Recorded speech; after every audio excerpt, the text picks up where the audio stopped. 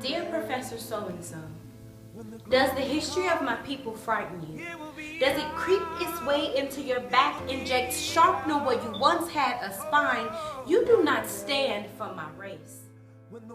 How has attending an HBCU impacted my life? Well, prior to coming here, I knew who I was as a woman.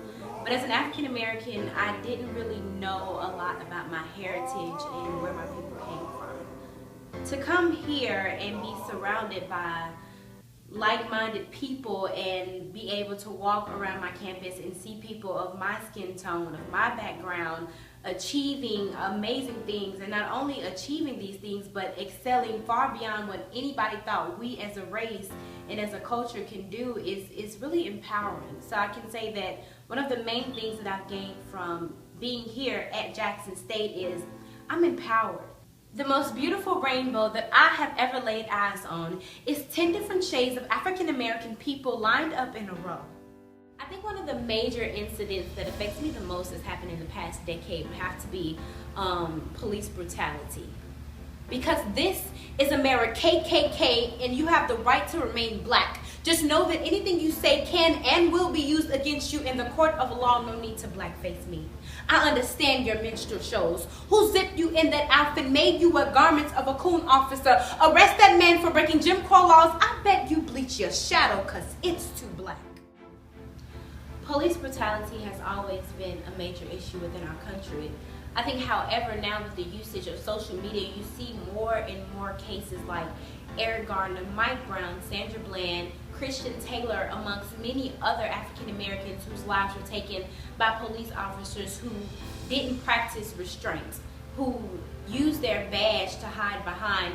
The justice system allows murderers to walk out of prison bars that they should be locked behind, and I don't think that that's fair. Now it has become a trend to kill a black person. Black Lives Matter is one of the most used hashtags of our generation, and that has to be one of the saddest things imaginable to our race. It's mentally draining, and I can't think of another creative way to say Black Lives Matter, hands up, I can't breathe, or whatever cliche nonsense we tell ourselves in order to progress. No more. What can we do to ensure that incidents like this don't happen in the future, and how can we learn from them? I think we have to become the law.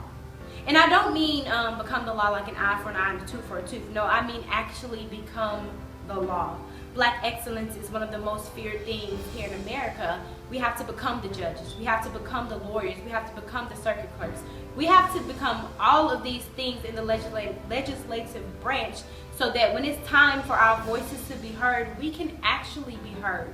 I think one of the most profound conversations I've ever had was with Merle Evers. She says, I'm 80 years old, but it does my heart some good to know that there are young people who are still willing to fight the good fight the way my husband and I did. And I think as a race, we need to come together all the time, not just during marches and protests and rallies. I think every day we should stand together as a race and as a culture. And if we do that, then there won't be times where they can come in and feel that they can divide us, or when they can sway our opinions to be on, their side and win us over. Standing together is one of the most important things of today. I think that we don't do that enough. We have the ability to change the situation. We have the ability to change the way we're viewed, the way we view situations. We have that ability. The thing is put in the work. And I think that this generation, we're tired. And we're tired in a good way. So hopefully our children won't have to understand what it's like to talk about Mike Brown, understand what it's like to view a Sandra Bland, because they don't know of that world.